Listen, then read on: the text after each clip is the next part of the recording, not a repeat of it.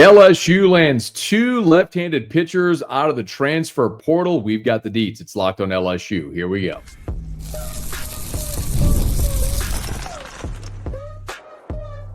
You are Locked on LSU, your daily podcast on the LSU Tigers. Part of the Locked On Podcast Network, your team every day. Okay, let's get it. It is Locked on LSU, your team every day. I'm your host, Matt Moscona. Thanks so much for making us your first listen. We are free, available wherever you get podcasts, of course, on YouTube as well. So please subscribe. As always, one of the fastest ways to help us grow is by leaving your comments below. Today's episode is brought to you by Monarch Money. Take control of your finances with Monarch Money. Use code LOCKEDONCollege at monarchmoney.com for 50% off your first year. One day after LSU's championship celebration at Alex Box Stadium, Jay Johnson and the staff celebrating not one but two left-handed pitcher additions via the transfer portal. So we got a lot to talk about. We'll give you the specs on both of those guys. Also a great honor for Kade Anderson, which we will get to here as well, and kind of talk a little bit about what that means for the numbers for 2026, as you can sort of start to see what they're doing as they build out this roster for 2026, trying to defend their national championship. But I want to start, before we get into these two players that LSU added, with the convo I had on Friday. Now, keep in mind, this was the day before LSU opened up the championship series against Coastal Carolina. So on Friday, LSU was still in Omaha. This is 1 week ago. LSU's in Omaha. They're prepared. They've beaten Arkansas. On Wednesday, they punched their ticket. They had a couple of days off before the championship series started on Saturday. So this is Friday, and I had a chance to talk to Josh Jordan. Now, Josh Jordan is LSU's third base coach, but he's also the recruiting coordinator. So this is a very complex time because the portal opened at the beginning of June, but LSU continued to play all the way through the end of June. Now, the portal closes on July the 2nd. So just if you're keeping up here, I mean, we're talking the beginning of next week, which is Tuesday, if I'm looking at my calendar correctly. Forgive me, July 2nd is Wednesday. So this upcoming Wednesday, the portal closes. Now, it doesn't mean that's when players have to determine where they're going to go. It's just that's when names have to be in the portal if you plan on going in. So LSU continues on this amazing postseason run, but other schools who've been eliminated are hosting prospects on visits, and LSU is doing their best while they're in Omaha to try to continue to recruit while also trying to win a national championship. So it's a very complex time for recruiting on the calendar when you continue playing into late June. So I asked Josh Jordan that a week ago, again, the day before they opened the championship series, like, how do you recruit during this time with the portal open and you're falling behind, but you're also trying to win a national championship? Here's what he said. Good question. It's tough, Coach. What you really do is you're juggling a lot of balls, and you have to figure out which ones on certain days you can afford to drop, so to speak. And so you look and go, okay, when do we turn off the preparation and flip back to recruiting? And how you compartmentalize is really important. The nice thing about it is, and I know Coach Johnson and myself feel this way about recruiting, it is the responsibility of everyone associated with the program to recruit. And that includes our fans. The things that I've been sharing with recruits from Omaha, they've seen the highlights in games, but a lot of what I've been sharing with them is the job that our fans are doing here in Omaha of supporting our players, and the job and the resources that we have for our players while we're in Omaha. And so you have to make sure that you're communicating with those guys constantly during this time, knowing that you have to have breaks, and those recruits understand. Anyone that values winning, and that's the type of recruit that we want in our program, understands that we've got a job to do of winning the national championship. And the best recruiting is winning this thing, and two in the last 3 years, and that's a really good recruiting pitch. So there's no doubt that winning the national championship is the best recruiting pitch that you have, but it doesn't change the fact that you're behind and needing to play catch up. So the Tigers did add two prospects on Thursday. One of them is an SEC left-handed pitcher named Ryler Smart. So Ryler Smart, I'll give you a little bit of the backstory here. So Ryler Smart, a year ago, was a top 200 player in the country. He's out of Pearland, Texas. Now, Pearland is a suburb of Houston, if you're not familiar. He was a top 200 overall prospect, a left-handed pitcher who's low mid-90s. He was the number 183 overall player in the country, according to Perfect Game, the 25th best left-handed pitcher, the 20th best player in the state of Texas. So you're talking about a real dude here, a lefty, low mid-90s, sitting, 91, 92, touching 94, 95, and missed all of this past season at Tennessee with Tommy John surgery. He tore his UCL, had Tommy John. So in effect, and by the way, Tennessee has already had in this cycle 26 players enter the transfer portal. 19 of the 26 have been pitchers. So a lot of turnover coming there in Knoxville for Tony Vitello's squad. But back to Ryler Smart. Here you have a guy that's a left-handed pitcher who effectively was an elite prospect, never threw a pitch for Tennessee, but went to Tennessee and rehabbed. So in effect, LSU gets the benefit of Tennessee rehabbing the player, and now LSU gets the benefit of the left-handed pitcher coming to Baton Rouge. And I think this is really significant because of what you're going to need from the left side. Now, keep in mind, when you look at LSU's roster for 2026, left-handers, you're going to lose Kade Anderson, obviously, from the left side. But you're going to return guys like Cooper Williams. You're going to return DJ Primo. That's two really good bullpen left-handed arms, and Williams potentially a starter from the left side. Not even talking about the freshmen coming in, guys that you have coming back. And the other one that maybe is a little bit of the wild card is Connor Ware. Remember, Connor Ware was the JUCO arm that LSU added that they were very high on, was outstanding against Dallas Baptist in that early season game when they went and played at Globe Life Field in Arlington. And it never really caught on for him after that. And you kind of heard through the grapevine that Connor Ware was dealing with a little bit of a back issue this year. And so it was maybe never really healthy. But the interesting thing about Connor Ware is he played 2 years of junior college baseball. So remember the Diego Pavia rule, the Vanderbilt quarterback, which he basically went and filed suit saying that his junior college years shouldn't count against his FBS, his NCAA eligibility. And so there was a blanket waiver for all these junior college players. Well, that extends to a guy like Connor Ware, who in theory would still have 2 more years or would have 2 years to pitch at LSU. So the idea is that Connor Ware gets healthy. That's another really good arm from the left side that you'd have coming back for next year. Well, it's not just those guys and Ryler Smart, because LSU, as I mentioned, had 2 pitchers that they added via the transfer portal on Thursday. The other one is someone who pitched at Alex Box Stadium this past year. And I'll explain why that's significant when we continue Locked on LSU, your team every day.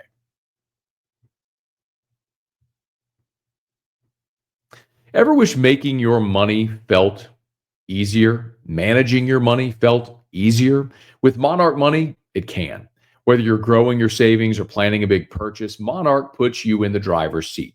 It's like having your own personal CFO, giving you full visibility and control over your finances.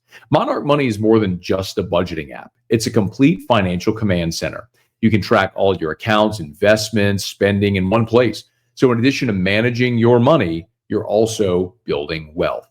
You ever look at your spending and surprised how fast it adds up? Well, you don't have to get into that predicament when you have Monarch Money. Take control of your finances with Monarch Money. Use code LOCKEDONCollege at monarchmoney.com for 50% off your first year. That's monarchmoney.com, code LOCKEDONCollege for half off your first year. So LSU was pretty busy on Thursday in the portal, not only adding Ryler Smart from Tennessee, but they also added another pitcher from North Dakota State.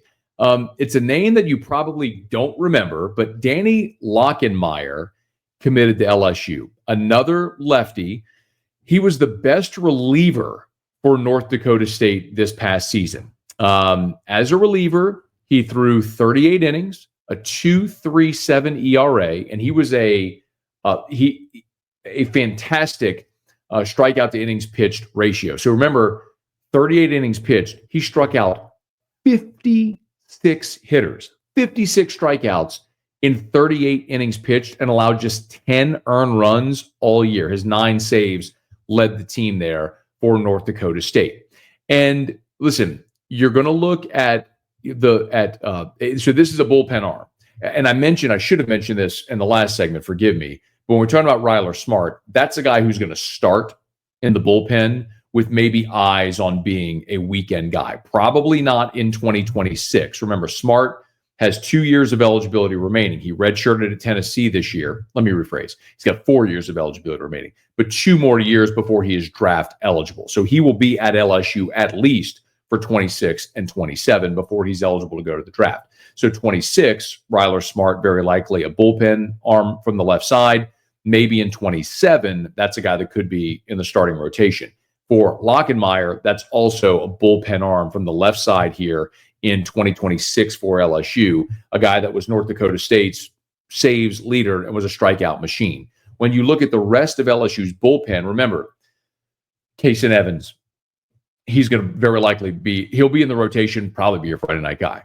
Chase Shores, fully expect Chase Shores to be selected in the draft and sign. So two of your best arms out of the bullpen this year will be gone. Now, Zach Cowan, Zach Cowan's going to be interesting because he may be a guy that doesn't get drafted this year.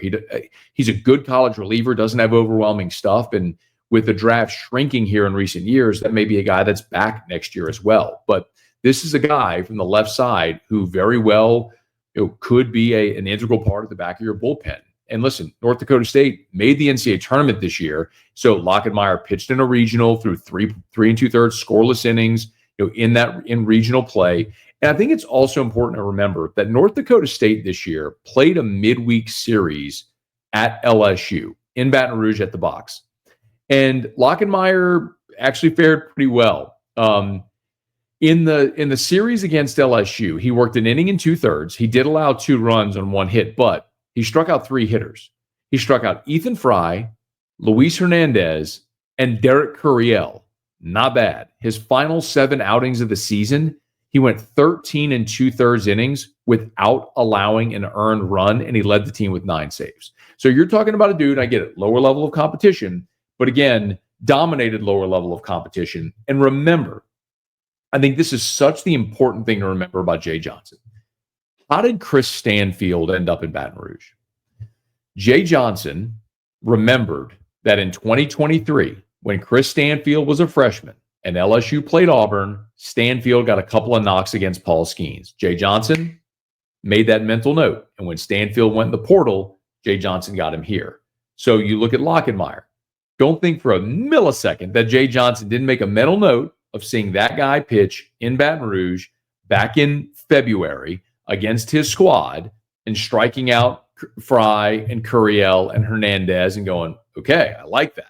So he's in the portal. You already have awareness and recognition of the player that you want. Listen, Paul Skeens pitched in Baton Rouge for the Air Force Academy. Now that's when Paul Maneri was still the coach, but pitched in Baton Rouge for the Air Force Academy, and was a guy that Jay Johnson was well aware of. So it's almost like the validation for a guy like Lockenmeyer, even coming from a small school, is that Jay Johnson saw him and liked him. Just mentioned Zach Cowan. Of course, we know the story. Zach Cowan was pitching for Wofford. LSU had prepared in that regional potentially to see Zach Cowan. He was in the bullpen warming up when LSU walked off Wofford in that game where Milam hit the home run. So Jay Johnson had a familiarity with Zach Cowan. So when he went in the portal, won him. So you've had a really good track record of success of going in the transfer portal and getting players that you had already seen, that Jay Johnson had already seen and known. And here's evidence of a couple. One guy was coming out of Houston that everybody recruited, ended up at Tennessee, sat out the season due to Tommy John. In the portal, you like him a lot from the left side. And then Lockenmeyer is a guy who pitched at the box this year. Jay Johnson got to see up close, liked him a lot. So see if that could be maybe a back of the bullpen guy. When you start to look, though, at the portal and what that means for LSU right now, you've added a couple of infielders, and now you've added a couple of left-handed pitchers. The numbers are what's going to be interesting. You've had 9 players enter the portal already, and you got 4 that are out of eligibility. So that's 13 players that aren't going to be back. On top of that, you're going to lose Kade Anderson and Anthony Ianson and Chase Shores and Bear Jones most likely. And you're going to lose guys to the draft that we know are going to be guys that sign and are gone. And then there's guys who will make a decision. Ethan Fry will have a decision to make if he returns for another season. Chris Stanfield will have a decision to make. He could return for a senior year. Zach Cowan, who we just discussed. There's some of those borderline guys that are just going to be question marks, as we wait through the draft process to see what that means for numbers. But, another name to keep an eye on that I know LSU's kind of keeping an eye on. We've talked a lot about the pitcher from Rutgers. That's an LSU-Tennessee matchup right now, or battle for him, the top arm in the portal remaining. But the other name worth keeping an eye on that I've heard is Kircher, the pitcher from Oklahoma, who's up to 99, and that could be a guy who lands at LSU as well. He's a righty, but that's a big power arm from the right side. That's another worth keeping an eye on as we move throughout this cycle. So one thing is for certain. Jay Johnson is going to continue to look for pitching, to add starting pitching via the transfer portal. He's done it every year he's in Baton Rouge. There's no reason to think when you're losing Anderson and Ianson, there's no reason to think, and you're losing Shores, there's no reason to think that he would go a cycle without adding another pitcher via the transfer portal, starting pitcher or 2 via the portal, like when he added Skeens and Hurd, Holman and Jump. This year, it was Ianson and Devin Sheeran, Zach Cowan as well, who ended up being a bullpen arm for you. But even with all the guys you have returning, even with Kason Evans and William Schmidt and Maverick Rizzi, we mentioned Connor Ware, Cooper Williams, even with all those guys returning and the freshmen you have coming in, you don't leave yourself vulnerable in the portal era because you don't have to. You don't have to hope those guys make a step and become really good starting pitchers. You can go in the portal and get someone who is already a really good starting pitcher to add to your rotation. That's certainly what LSU will do and intends to do here in this portal cycle. So as it continues to develop and evolve and we learn more of the names that LSU will target and LSU players that could potentially jump in the portal, opening up new roster spots for next year, we'll certainly talk about it right here on Locked On LSU. We'll wrap up with a great honor for Kade Anderson, well-deserved, that puts him in rarefied air. We'll put some context around that next here on Locked On LSU, your team every day. Guys, you've probably heard of Viagra or Cialis. Maybe you've even tried them. But if you're looking for something beyond the usual pill, it's time to meet Rugiet Ready. Rugiet Ready is a next-gen prescription treatment designed to amplify arousal in the brain and boost blood flow. Unlike the usual pills that can take hours, Rugiet's 3-in-1 formula dissolves under your tongue and kicks in fast. On average, in 15 minutes. Effects can last up to 36 hours, so you can stay confident and in control when the moment is right. If traditional options haven't worked, Rugiet might be the answer. Over 150,000 men have already made the switch, and it's completely online. Rugiet connects you with a board-certified doctor and ships your treatment discreetly to your door. So head to Rugiet.com/lockedoncollege and use the code LOCKEDONCollege to get 15% off today. That's RUGIET.com/lockedoncollege and use the promo code LOCKEDONCollege for 15% off.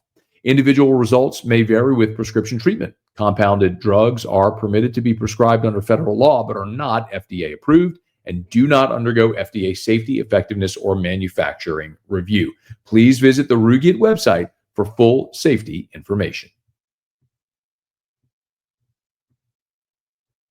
As they often say, to the victor go the spoils. Well, Jay Johnson was named the National Coach of the Year by the American Coaches Association after LSU won the national championship. And Kade Anderson has been named by Baseball America as the College Pitcher of the Year. This is the inaugural award handed out by Baseball America to honor college baseball's best hurler. The write-up at Baseball America reads, I'll read a part of this for you.